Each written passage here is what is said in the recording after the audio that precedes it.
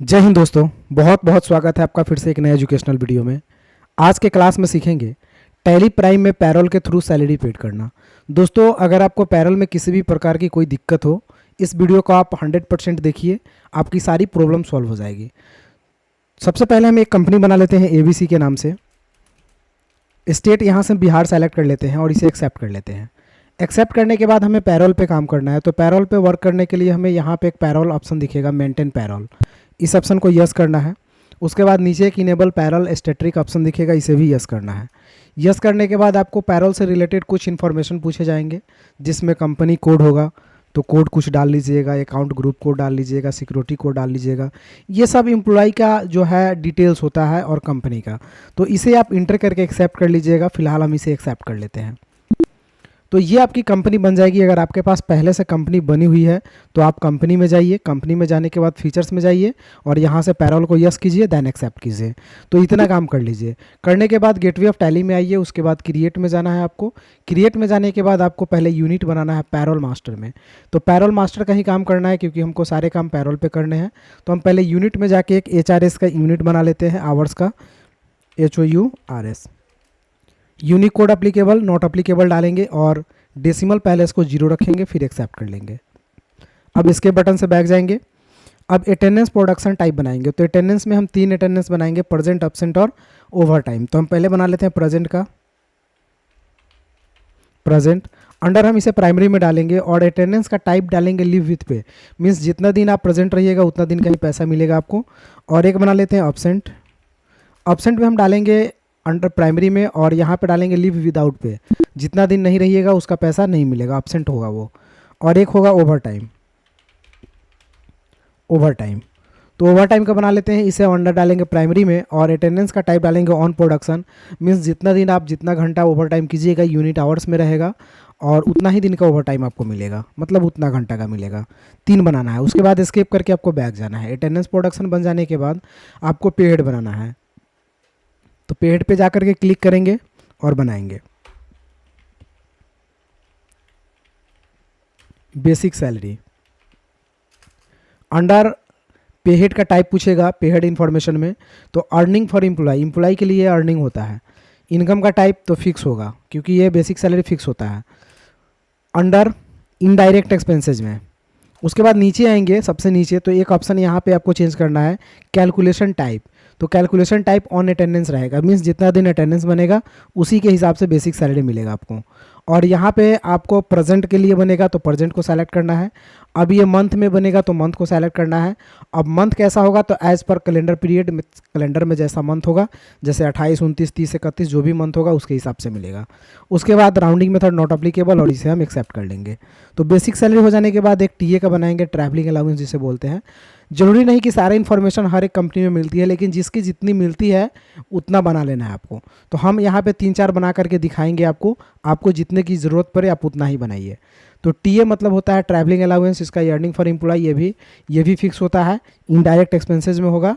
और यहाँ से नीचे आएंगे तो ये अटेंडेंस के टाइप में नहीं मिलता है, इसमें जाएंगे कंप्यूट वैल्यू में और यहाँ पे राउंडिंग मेथड नॉट अप्लीकेबल रखेंगे, कंप्यूट का ऑप्शन रखेंगे, स्पेसिफाई फार्मूला और बेसिक सैलरी को सेलेक्ट करेंगे, क्योंकि बेसिक सैलरी का कुछ % आपका मिलता है टीए। तो इसे सेलेक्ट करेंगे, इंड ऑफ लिस्ट करेंगे, जिस डेट से इफेक्टिव डेट होगा बाय डिफॉल्ट लेगा, इसमें कोई छेड़छाड़ नहीं करना, आपको इंटर करना है।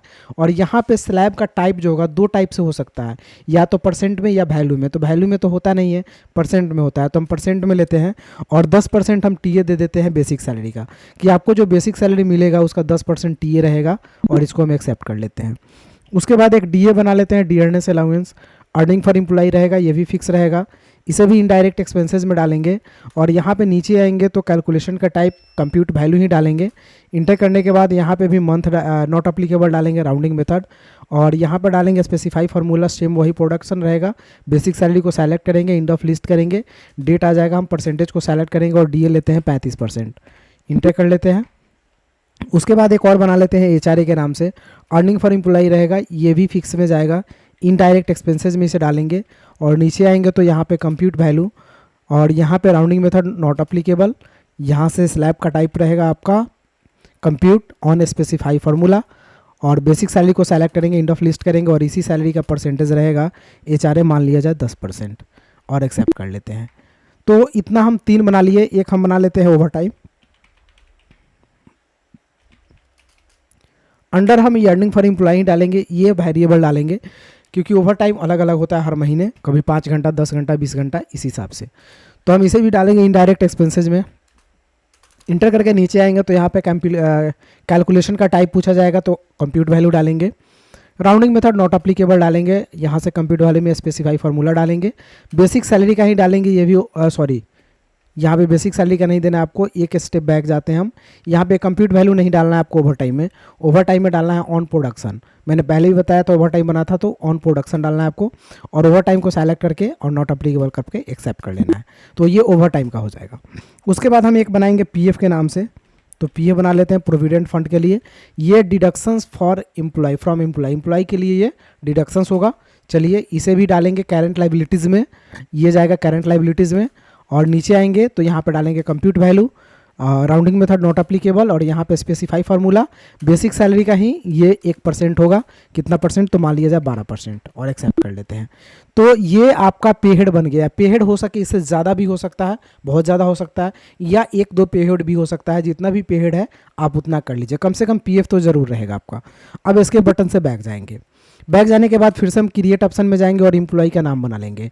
तो एम्प्लॉय का नाम बना लेते हैं, क्लिक करते हैं और एम्प्लॉय का नाम एक बना लेते हैं, जैसे मान लिया जाए सोनू। इंटर। अंडर हम इसे प्राइमरी में डालेंगे, ज्वाइनिंग डेट आपका डाल लेना है, और डिफाइन सैलरी में जाकर के सैलरी को डिफाइन कर देना है।